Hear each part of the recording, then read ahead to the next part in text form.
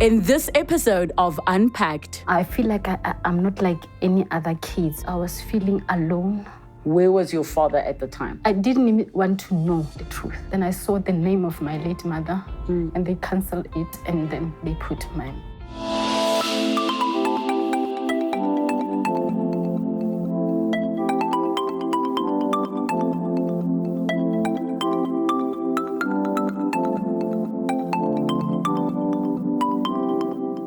Discovering later in life that your parents are not actually your real parents can be something that's just mind-boggling and mind-blowing. Today's guest is here to share her story. Let's unpack. Lesego Phiri was born in a village called Moruleng in Rustenburg. Raised in a family of 6, her upbringing seemed pretty normal up until she started noticing a difference in treatment from relatives. It was in her teens that a family secret that would make sense of the mistreatment would be revealed. This is her story. Let's unpack. Lesego, welcome to the show. Thank you so much for joining us. Thank you so much for inviting me on your show. So take me back to what it was like growing up, Ole Munyan. I grew up in a family of 6. It was my mother who raised me and my father and 3 siblings. So it was a home for me, a happy home, a home where I found love and I felt like it's my home, you know. And I was that child, I was the last born. And I had everything that I need, everything that I wanted, and I was a cry baby. You know, I was a mother and father's daughter. That one child that you know in a family was like, you know, so yeah. I didn't even think, I didn't even thought that they were not my real parents because they gave me the love that I needed from parents. Yes. So at what point in your life did you start suspecting that maybe I'm different from the other people in the home? You know, when I was young, even from preschool, I could feel that, especially from my relatives, that there is something wrong. You know, I feel like I'm not like any other kids from the family because sometimes you will get to a point whereby in ceremonies, other kids are being treated somehow and you're just like, you've been pushed aside. Sometimes they will get clothes for them and it will be like, you know what, when I was slender, you know, we can't get a size for you. And when you are like this, we're not slow. Like all those words, funny words, sometimes they will be said to me. And, you know, that made me to wonder, what is happening here? And because I was that child, I was like a turtle. So I enjoyed my own space from a young age. I don't know how it happened, but I was that child who enjoyed playing alone with those crayons because I could feel, man, hore, I don't belong, I don't fit, especially when I'm outside my home. When I was home, it was different because my mother and father hold me like a class. You know, they just loved me like that. So when I'm outside, I could feel that rejection from people. And when you're a child, you don't understand what's going on, but you could just say, what's happening here? So when you noticed those things, did you ever tell your parents, Hore, how come these ones are treated like this and I'm treated like this? You know, one thing that I don't understand about me now, when I look back, is how come I just kept quiet? Because I kept quiet for a long time. I would go to my room, I would write down the feelings that I was feeling. I would just write everything. You know, I'm feeling like this. I wonder what's wrong. I would talk to God because in my family, we were that family that loved God. We'd go to church and, you know, so I would just go to my room alone and speak to God and speak alone and speak with those crayons. And what I'm feeling, I would just portray it on those crayons. Yeah. And what were you feeling? I was feeling hurt. I was feeling alone.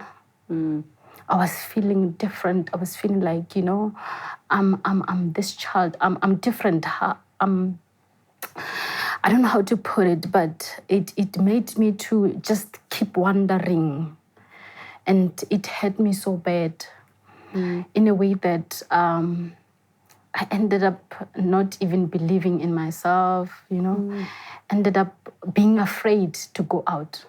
I had that fear to go out because even when I went out, there will be stories, there will be whispering, elders whispering just to say, this one, it's the child to the late so and so, So you heard the whispers? I would hear, but, I don't know if I was ignorant or I didn't want to believe.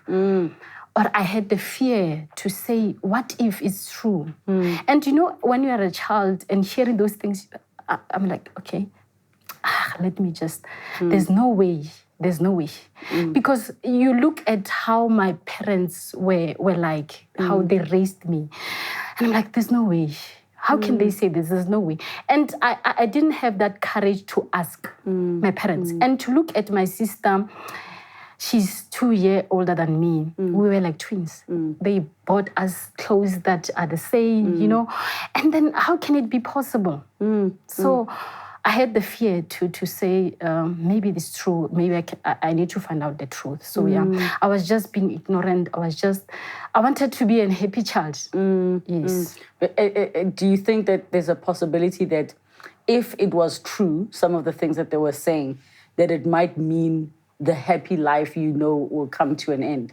Yeah, that's what I thought, because my mother, growing up, my mother she had sugar diabetes. And I was afraid that if I ask my mother or if I found out the truth, what will happen to my mother?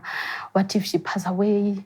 What if maybe I decided maybe the truth that I would find out, maybe it won't be something that I can take because I know myself, I'm very sensitive. So I didn't know what to do and how to react. And I didn't even want to know the truth. Because there was a time I found myself praying to God to say, let what I'm hearing not be true. I'm just like, I'm not ready for this. I don't want it to be true. So were they saying it to your face or they were saying it amongst themselves? Amongst themselves. Yeah. They never told me to my face until I was older. I would feel when I'm around people, especially on ceremonies, that there's something wrong here. And even my uncles, my aunt, they will whisper. Even if sometimes I didn't hear what they were saying, but you would feel, there's something wrong here, especially when I'm around. And when they talk about those things, sometimes I won't hear, but that pity face on that pity face, I would get that pity face. So you just feel, there's something. Yes, there's a story behind this. So when did the news actually come out? There was this time I was doing grade 11. I think, I was doing grade 11. It was 2016, I think, 2006. I was at my aunt's place and my aunt just said to me, Aunt as in your mom or your aunt? As in the woman who raised you? No. Another aunt? Okay, yes. She just said to me, you're always sick, Lesego. They must just take you to your father's place and get cleansed. How? What sick was she talking about? No, I was this weak child, especially when in the morning, if I don't take breakfast, I would be dizzy and all those things, like simple things like that. And if I work too much, because back then we used to work at my aunt's place. We used to work like nobody's business. So I was that child because I was the slender one, And I needed the energy to eat breakfast. If I don't, I would get dizzy, So she just said that to me to say, they must just take you to your father's place and you must get cleansed. And what did you say to her? Because it was the first time you're hearing about it. I'm this child. I don't like to feel like I disrespect older people. I just went to a room and cried to say, God, what is this that I'm hearing? And that time I couldn't. I just went home and sat with my mother, the one who raised me, to say, Mama, why didn't you tell me? Immediately my mother cried. She knew what I'm talking about. She cried. And she said, my child, I couldn't tell you because you were still young. And I know you, I don't think you would take this thing the way that, maybe for now, but back then I know you would break down, So yeah, she just said that. And so she knew exactly what you were referring to. Yeah, because, I suspect that my mother knew that there are stories talking behind my back. Yes, because, she knew the people that I'm surrounded by, what kind of people they are. So how did the conversation go now? Because obviously she's emotional, you're emotional. What happened in that conversation? Something inside of me said, Lesego, just leave this.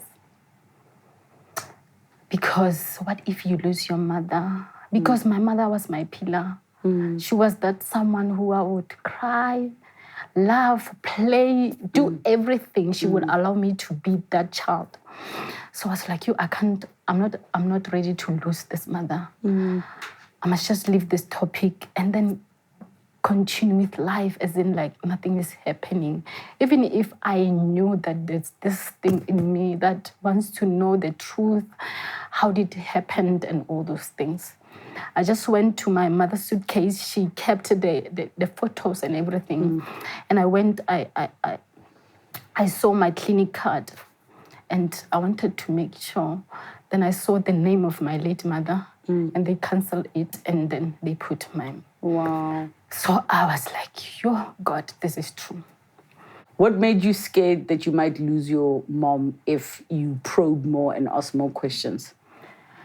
I was scared to find the truth. I was scared of the truth.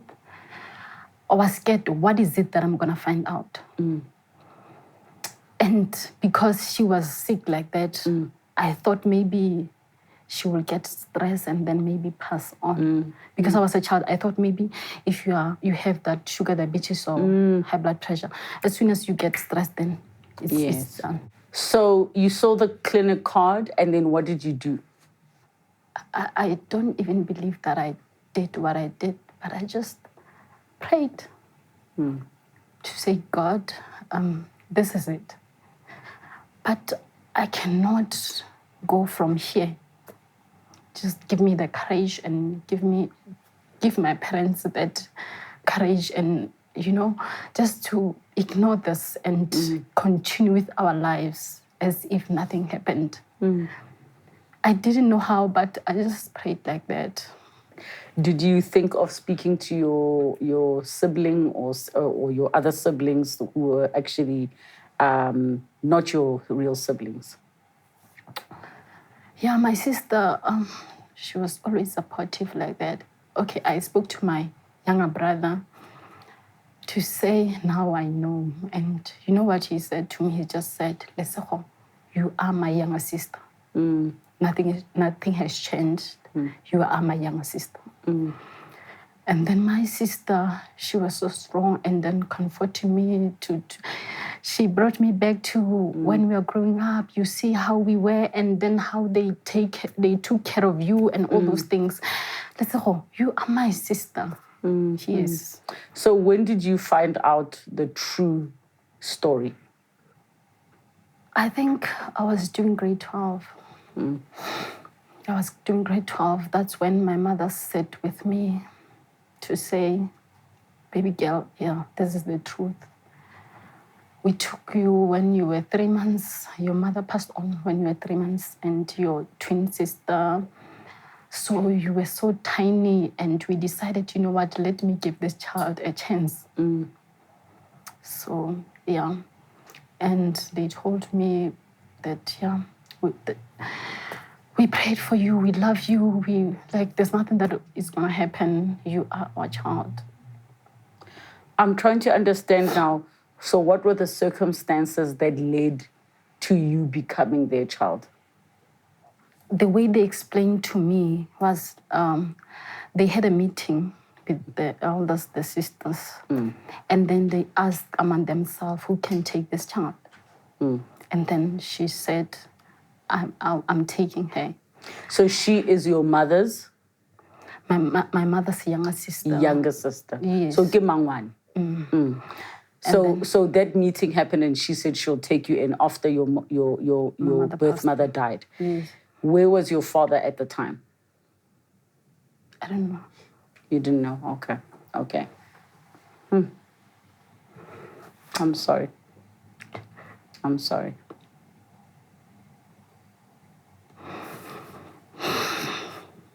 How did your mom pass away? My real mom. Your real mom. There are many stories. So they still haven't told you the straight story? Because the other one says this, the other one says this. Yeah. What are they saying?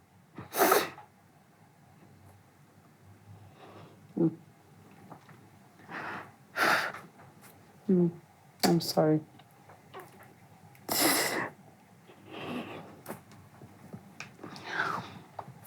You can take a tissue here. Yeah.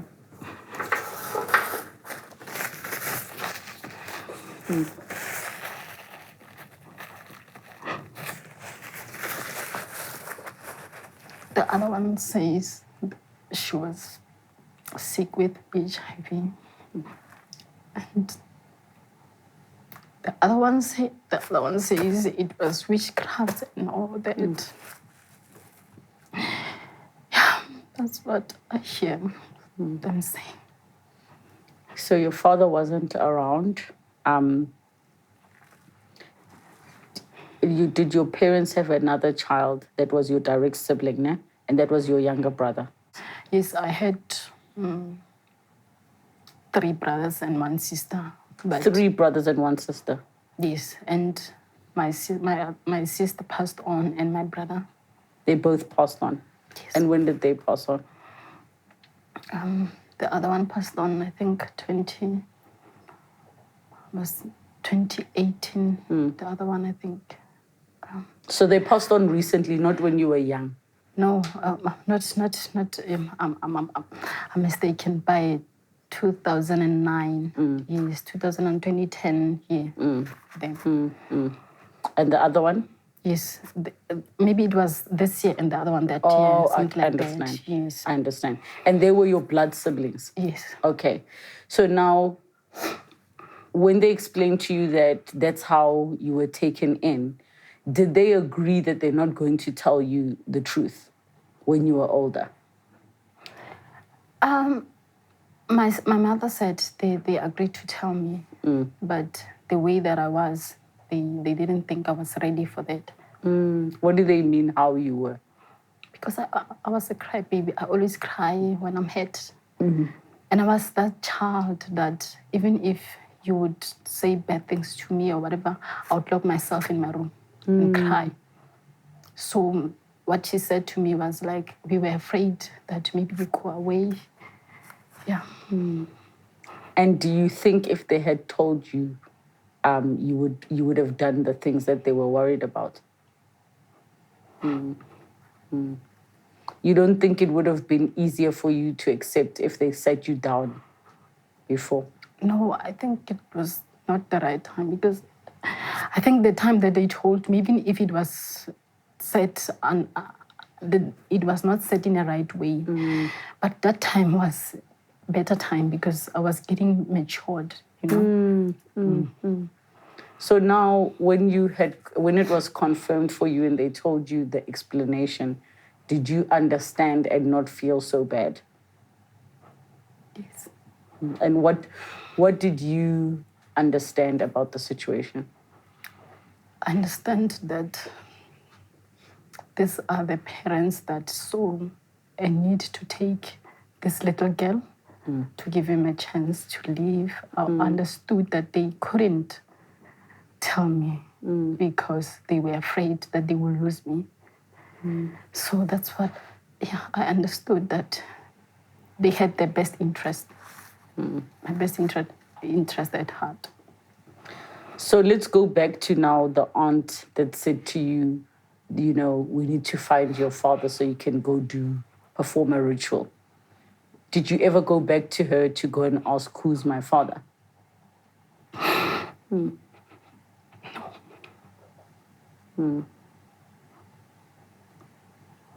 I didn't. Did you not want to find out? My other brother, once looked for my father. And he told me that, I'm communicating with him. And then at the end of the day, he was hurt because he didn't give him attention and all that. I don't know if it was true, but, I didn't care, if I put it this way, because I was like, why he didn't even bother? Because the way my mother explained to me, he said he knows that he had twins and that the other twin passed on. So in me, I was like, why didn't he care to even look for me just to say, or give my parents 100 rand to say, buy the little girl Pampers or something, So I didn't care. Even if sometimes along the journey of life, you would feel like, maybe if I just go and see him, how he looks like, because people would be like, you're not the same as this ones, They would pick up that to say, when you look like a Xhosa, what. So I would be like, maybe I'm like him. Maybe he's light in complexion. Maybe he speaks Xhosa. Maybe I could learn. Those things a child could wish for, just smaller things, So is your father still alive? I'm not sure. You're not sure. Did your brother ever give you his contact details or tell you where he lives? Because I didn't want to be rejected because I feel that he rejected me from birth. I wanted my brother to do it and then come to me and say, here he is. I didn't want to do those things by my own because I felt like, those things, like imagine from preschool until now, like it's a long journey. And I was that child who was hurt inside. So I felt like I can't take the pain anymore. If I go and look for him, the way I see on TV, things happening, and he said, no, you're not mine. So you didn't want to risk the rejection? Yeah. So if your father were watching the show right now, what would you want to tell him?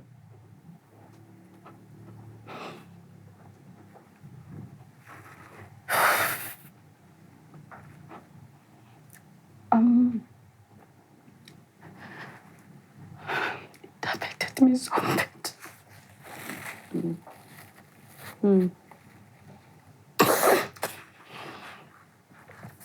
That affected me so bad. I had a father, but it was not the same.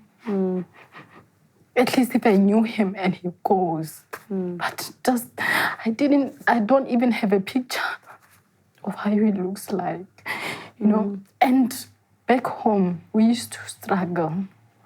And my mother and my father would do everything, would sacrifice for me. So back then I would say to him, I'm so angry at him. And I think he owes my parents something big for sacrificing for me.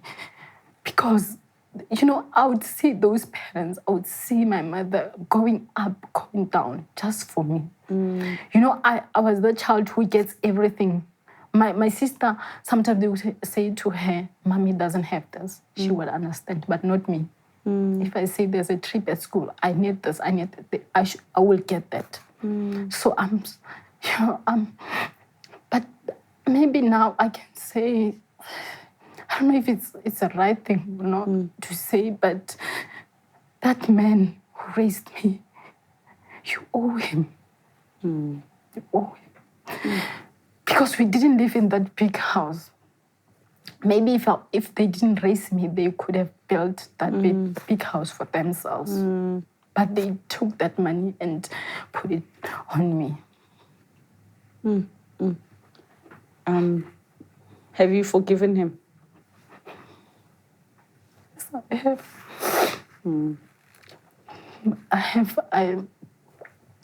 I prayed so hard. It was not easy for me to even want to speak about him. You know, I used to be that child. Even my other aunt said to me, you are in denial. Because I didn't want anyone to say, Lesego, you are not Phiri, you are this and that. These are not your real brothers. I didn't want that. You know, I was that child who was like, if I hear that words or that I was in the environment whereby I could feel that these people are going there, I would go. You don't want to be around those people, those negative people. I don't. That's why my aunt said that I'm in denial. I didn't want even my blood brother used to say, Wama. And I would just say, no, don't. I'm here and I'm comfortable here. Please don't remind me of the past. It's not like I'm in denial, but I don't want to be hurt. I spent most of my life, my childhood, being angry, being afraid, being bitter, But I don't want to go back there. I prayed about it. I accepted that I'm an adopted child, if I put it that way. But I don't want to go there. I don't want to visit that again. Are you angry at the aunt that came to say to you, basically told you that your parents are not your real parents? I was. But as soon as I got born again, they taught me about forgiveness and the importance of forgiveness. So I'm not angry at her anymore. Did you guys talk about it afterwards? No, I just talked with my siblings to say I'm okay because they were still angry. Yeah. So now I'm okay. I think I've healed. Even if sometimes I feel like it's a process, it's still a process for me to get completely healed. But I'm not angry anymore. So where are you today with your relationship with your parents? My mother passed on, the one who raised me. And she passed on 2012. So my father is still alive and we are good. He's still treating me like a little jelly now. Yeah. And your relationship with all your other siblings? The one that I grew up with. Yes. It's perfect, There's nothing that is wrong there. It's perfect like that.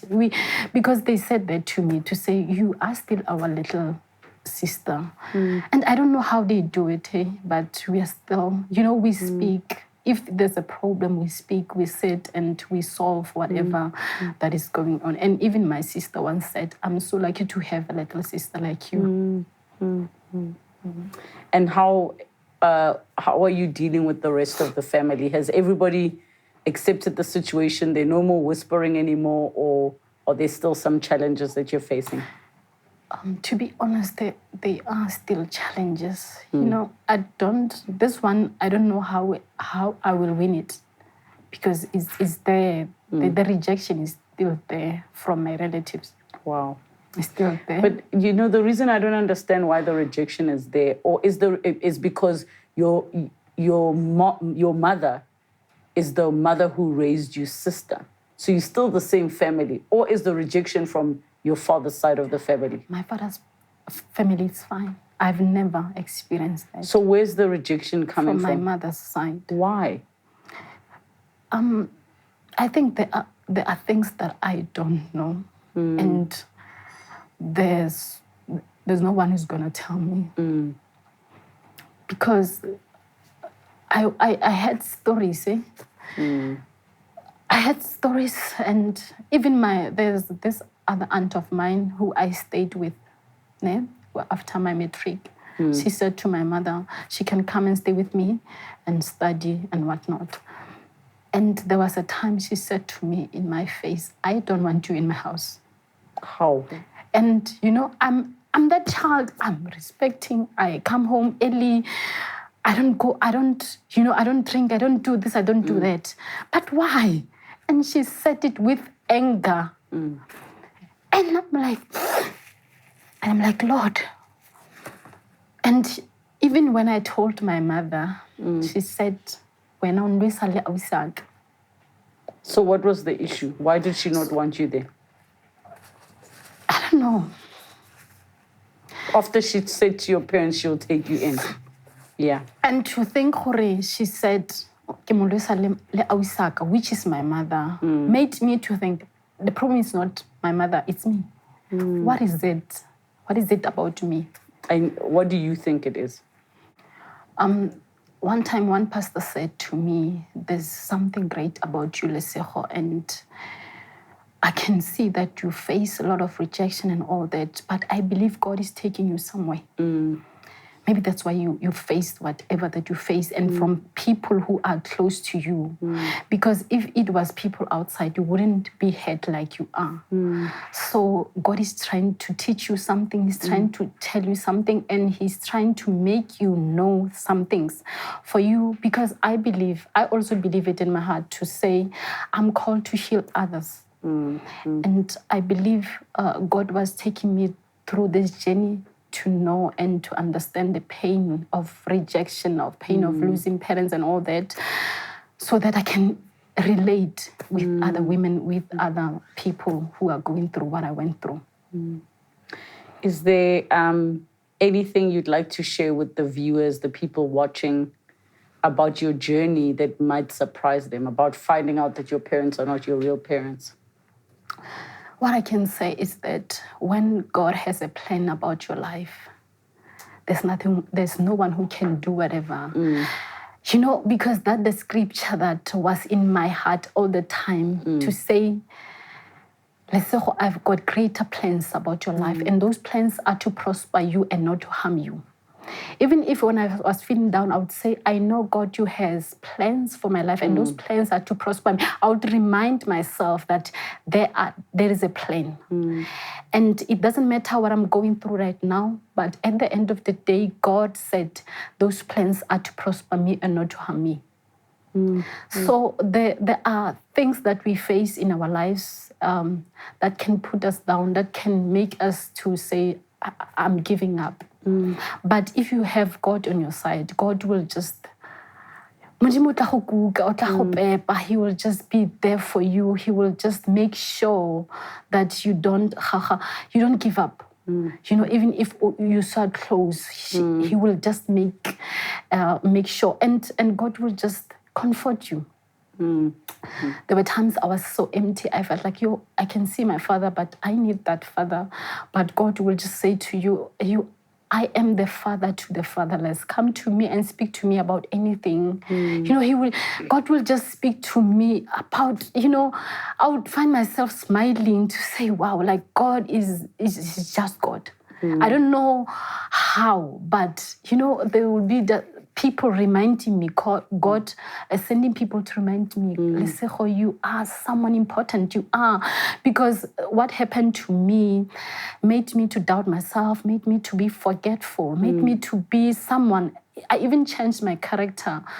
I was so angry at people. If people would just speak something small, I would just be angry, But God will just, He's just God, He's God. And I thank God for my life, that He saved me at that time. And even if that journey was not a beautiful one, but it was worth it. I learned a lot, and I believe even now, as I've registered an MPO to say women, to speak to women, to empower women, and to tackle the root of the problem, I think I will be able to do it with passion, because I know how it felt. Thank you. Lesego, thank you so much for coming to talk to us. I know that it wasn't easy for you to express all of your feelings, and also just your open honesty is appreciated, because we know, in our Black communities, it's often that a child will be raised by someone else due to different circumstances. And then it becomes this family secret and we don't talk about it often. So I'm glad, Hore, you were able to come and speak about your experience. Thank you for coming. And also, Relebogile, if I may say this in closing, I would say I thank my parents for raising me. They made me this woman that I'm glad. Even when I look at the mirror, I'm happy on what I see. You know, I'm a strong woman because of them. I know how to love because of them. I know how to smile because of them. So viewers at home, I encourage viewers to say, you know, respect those people who are there for you. Respect them. I know sometimes it's not easy, but just respect them. Because I've never had even a single word from my parents to say, you are not my daughter. I've never. And I think it's important that you're mentioning that. Thank you so much. Thank you so much, Relebogile. #Unpacked with Relebogile. Some of us, some of you come from homes where you were not raised by your real parents, and it really can have some serious damaging psychological effects. I hope that you can take something from the story today. And maybe you can also have the courage to ask the questions that are sitting on your heart that you are too afraid to ask about your identity and who you are. But what I do wish for you is that you have some love within your life and that you feel that you have a home. Thank you so much for joining us. Have a good night. Next time on Unpacked. I was young and very ambitious. Why would somebody want to hide powder? Heroin, death sentence. Put me in a truck, not knowing where I was going. This is prison. And you're going to give birth there. You're going to be alone. Remember, you're fighting for your life and for your child's life. That's what I'm leaving you with.